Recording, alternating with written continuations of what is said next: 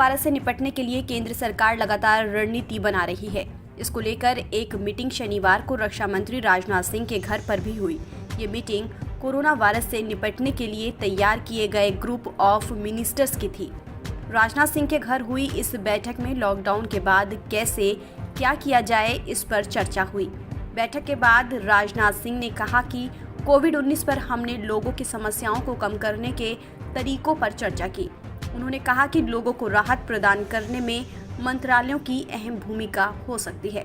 Group of ministers की इस meeting में केंद्रीय मंत्री प्रकाश जावड़ेकर, पीयूष गोयल, स्मृति ईरानी, संतोष गंगवार, रमेश पोखरियाल, रामविलास पासवान, गिरिराज सिंह शामिल थे।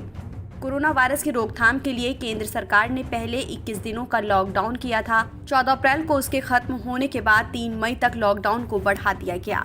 प्रधानमंत्री नरेंद्र मोदी ने खुद दोनों बार लॉकडाउन का ऐलान किया था और देशवासियों से इसका पालन करते हुए घर में रहने की अपील की थी। लोगों को परेशानी कम हो और अर्थव्यवस्था भी थोड़ी उठे, इसके लिए 20 अप्रैल से कुछ छूट दी जाएगी। इसकी गाइडलाइंस पहले ही आ चुकी है।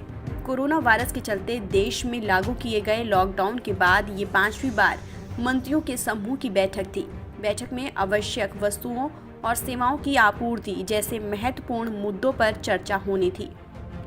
मंत्रियों के समूह में प्रत्येक सदस्य एक राज्य का प्रभारी है। मंत्री कोरोना वायरस के मुद्दे पर राज्य सरकार से फीडबैक लेकर काम करते हैं। इसी फीडबैक के आधार पर नीति बनाई जा रही है। इस खबर में फिलहाल इतना ही। तमाम अपडेट्स के लिए आप बने रहिए।